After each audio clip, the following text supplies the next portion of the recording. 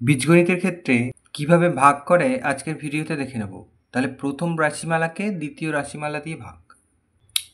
ধরা যাক দেওয়া আছে X square plus X Y plus Y square, এটা প্রথম রাশিমালা। আর দ্বিতীয় রাশিমালা দেওয়া আছে ধরা যাক এক্স প্লাস ওয়াই। তাহলে এই রাশিমালাকে এই রাশিমালা দিয়ে ভাগ করতে হবে। তাহলে এটা লিখলাম,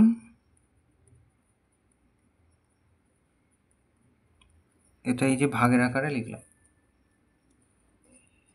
তাহলে এই যে এখানে প্রথমে যে এক্স আছে আর এখানে প্রথমে যে এক্স স্কোয়ার আছে, এই দুটোকে নিয়ে আমরা ভাববো এক্সের সাথে কত গুণ করলে এক্স স্কোয়ার হবে।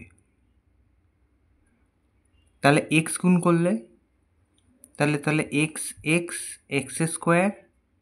এবার এই যে এক্সটা লিখেছি এই এক্সের সাথে এই দুটোই গুণ করতে হবে। তাহলে এক্স এক্স এক্স স্কোয়ার হলো, আর প্লাস এক্স আর plus Y X Y plus X Y. এবার কী করবো, এই নিচে চিহ্নকে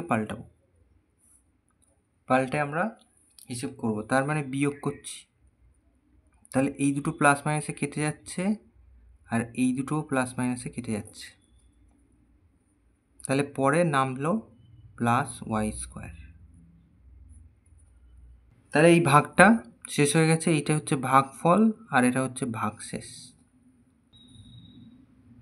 ধরা যাক পরে আর একটা অঙ্ক আছে,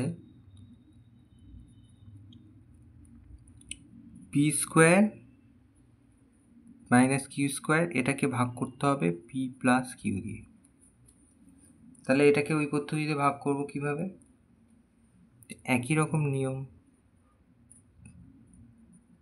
এখানে একটু ফাঁকা দিই। তাহলে একই চিন্তা করতে হবে, এই পি এর সাথে কত গুণ করলে এটা হবে। তাহলে পি গুণ করলে পি পি পি স্কোয়ার, আর প্লাস কিউ আর পি, তাহলে পি কিউ। তাহলে এই যে বিয়োগ করব, এই দুটো কেটে দিলাম, তাহলে এই মাইনাস পি কিউ নামলো আর এই মাইনাস কিউ স্কোয়ার নামলো।